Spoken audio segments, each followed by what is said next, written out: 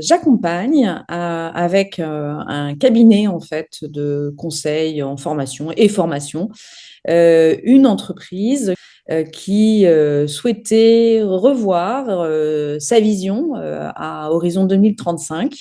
Et nous leur avons proposé justement avec ce cabinet une approche innovante qui est celle du Vortex.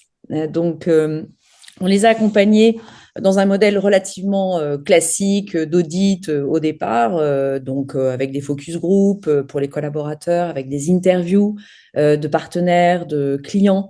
L'objectif étant évidemment d'écouter toutes ces personnes-là et de nourrir notre vortex dans le cadre de 3 ateliers que nous avons animés. Donc le premier atelier justement centré sur le nous et sur les parties prenantes, donc alimenté justement par les résultats de l'audit. Là, ça a été extrêmement riche pour justement d'avoir conscience, prendre conscience des verbatims, des retours en fait des collaborateurs, des partenaires et des clients. Donc ça nous a permis de nourrir en effet le premier niveau du vortex. Alors j'ai mis le nous et les parties prenantes en même temps parce que j'ai intégré en fait justement les collaborateurs et les personnes du CODIR dans ce projet. On était plutôt sur un CODIR très court là pour le coup et qu'on a élargi ensuite sur les autres ateliers. Voilà, ça a été une première expérience du Vortex, donc pendant une journée sur nous et les parties prenantes. Et puis ensuite, on a organisé un deuxième atelier où on a ouvert en fait sur les autres avec d'abord de la prospective, où on les a emmenés en 2050 avec une prospective qui a été faite par notre cher stagiaire ChatGPT extraordinaire justement pour ce genre d'exercice. Donc merci à lui.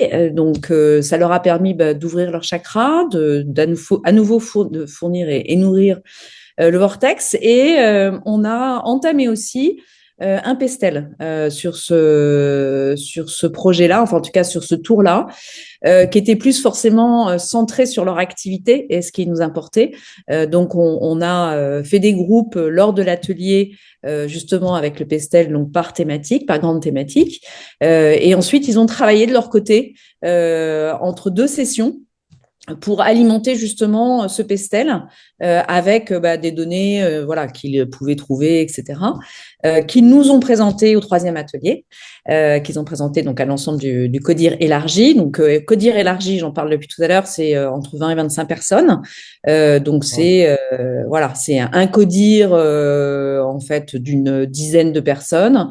Et puis des top managers en fait experts dans leur métier ou dans leur branche ou dans leurs produits. Et puis donc troisième atelier, comme je le disais, donc présentation en fait des résultats du pestel, partage. Là, on a fait un énorme partage en fait de toutes les informations avec tout le CODIR pour ensuite évidemment nourrir notre vortex.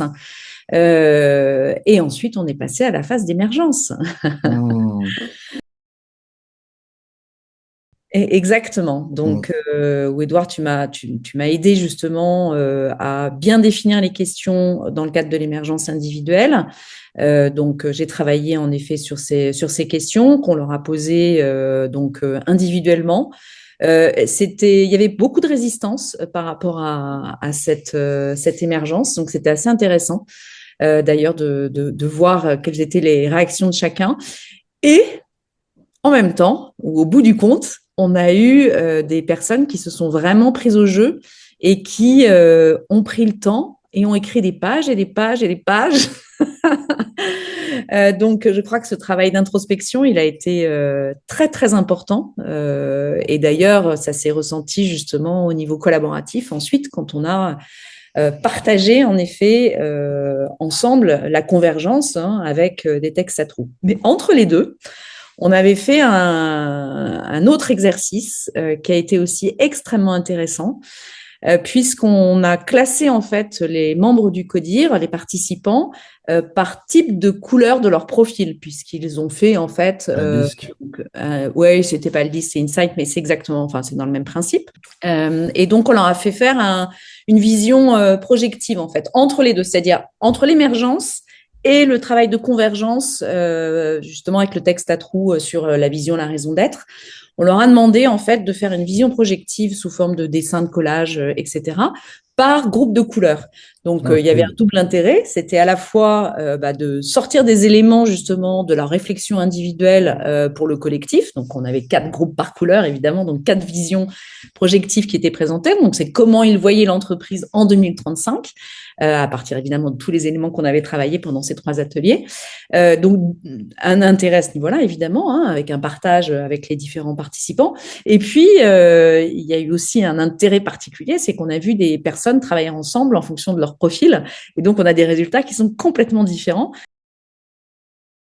Et donc, après cet exercice-là, on leur a demandé de faire un travail de convergence. Donc, on a à nouveau mixé nos groupes et on leur a demandé de travailler sur 6 paperboards différents en fonction justement du texte à trous qu'on avait travaillé ensemble aussi, Edouard, Mhm. pour qu'ils puissent justement remplir en fait ces trous sur différents aspects. C'est en effet comment ils projetaient l'entreprise à tous les niveaux, donc en termes de production, au niveau des collaborateurs, au niveau des produits ou des services qu'ils allaient fabriquer, etc. Et sur la raison d'être du pourquoi, en effet, ils se lançaient sur cette vision et quel était l'intérêt de façon générale. Résultat, on est arrivé à une convergence, en tout cas qui. Alors, moi, j'exprime de la frustration, mais mon client ne l'exprime pas du tout. C'est-à-dire que j'ai pas l'effet waouh, mais c'est ma frustration et ça n'appartient qu'à moi parce que notre client est super content et qu'on est arrivé en effet à partir de tous les éléments qui ont été partagés à quelque chose qu'on a travaillé aussi avec l'IA et ça on en parlera parce que je pense que c'est aussi intéressant qu'on parle de comment on a utilisé l'IA à différents niveaux, mais aussi à ce niveau-là on a récupéré toute la matière justement uniquement de la convergence, hein, dont nos fameux textes à trous, pour justement en tirer en effet une vision, une raison d'être, et qui était plutôt pertinente, qu'on a retravaillé évidemment, voilà, quand même avec nos têtes, qu'on a proposé à notre client et qui est super emballé. Mais donc, pour en revenir en fait à l'IA, ChatGPT nous a bien aidé alors à plusieurs niveaux. C'est-à-dire qu'on s'est servi d'abord de Plaud pour pas mal d'exercices déjà, voilà, pour nourrir toutes nos réflexions, enfin restituer l'ensemble de ce qu'on récupérait dans le cadre des ateliers. Et on s'en est servi pour les participants entre chaque session, puisque chacune des sessions en gros, on était à peu près à un petit peu plus d'un mois entre chaque session. Donc, c'est vrai que forcément, il y avait un oubli certain de ce qui s'était passé. L'objectif, c'était pas forcément de faire quelque chose de très exhaustif, mais c'était de les replonger, en fait, Mhm. dans le sujet, mais pas uniquement dans le vortex, puisqu'évidemment, hein, le vortex, on le remettait avec à chaque fois nos grands post-it voilà, qui étaient présentés, qu'on ne bougeait pas. Mais voilà, l'idée, c'était d'avoir une première prise de recul, en fait, sur le travail qui avait été fait les fois précédentes et pour se remettre dedans. Voilà, donc on s'en est servi à ce niveau-là. Et puis, comme je disais, donc sur la conclusion. Tout le travail qui est fait collaboratif, de réflexion, de liquidation dans le vortex, Mhm. liquéfaction plutôt, dans le vortex. Et justement, ce travail d'alignement, parce qu'en fait, je pense que le vortex, son principal atout pour moi, c'est ça, c'est l'alignement. C'est le fait de se dire que on a tous envie d'aller dans une direction et on a tous envie et on a tous choisi ensemble les éléments pour y arriver. Voilà, ça c'est génial. Enfin, moi, en tout cas, c'est ce qui me plaît beaucoup dans le Vortex. Et alors, je pense que vraiment ce qui a le plus plu de façon générale sur l'ensemble des ateliers, c'est les échanges sur les post-it retournés. Ça, vraiment, ça a été des moments d'écoute, de cohésion hyper forts.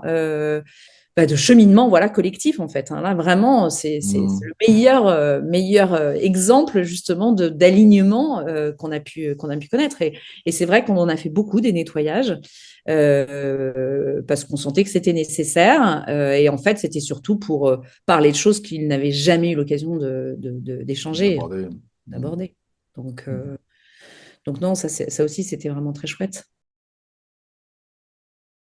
Alors, de prendre le temps qu'on a pris, c'est-à-dire qu'on a changé complètement le projet initial. En gros, on devait faire une journée de Vortex. Mm. Et naturellement, parce qu'on était dans un projet d'accompagnement sur du long terme avec ce client, on s'est permis de changer en fait les deux autres ateliers pour travailler beaucoup mieux en fait nos trois étapes.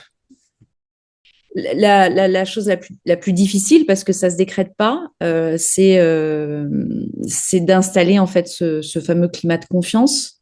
Donc voilà, un conseil, mais je dis ça se décrète pas, donc gagner la confiance, ça veut rien dire, mais en tout cas, il faut être très proche quand même de ses participants pour voir si ça fonctionne pas, et réajuster s'il y a besoin. Voilà, ça c'est une certitude. Mixer au maximum, enfin faire plein d'exercices différents, parce que je pense que en effet, voilà, d'être tout le temps dans le vortex, c'est compliqué. Et donc, c'est bien quand on arrive à avoir plusieurs jours, parce que sinon, en Mm. effet, on y passe son temps. Voilà, donc ça, c'est mes deux conseils. Ouais. Et c'est vrai que j'en avais parlé, je le répète là, lors de l'œil du vortex, dans le cadre du nettoyage. Là, il y a un gros travail de facilitation, simplement à donner la parole, la récupérer, questionner, re-questionner, etc. Voilà. C'est là, je trouve qu'on a une vraie valeur ajoutée aussi.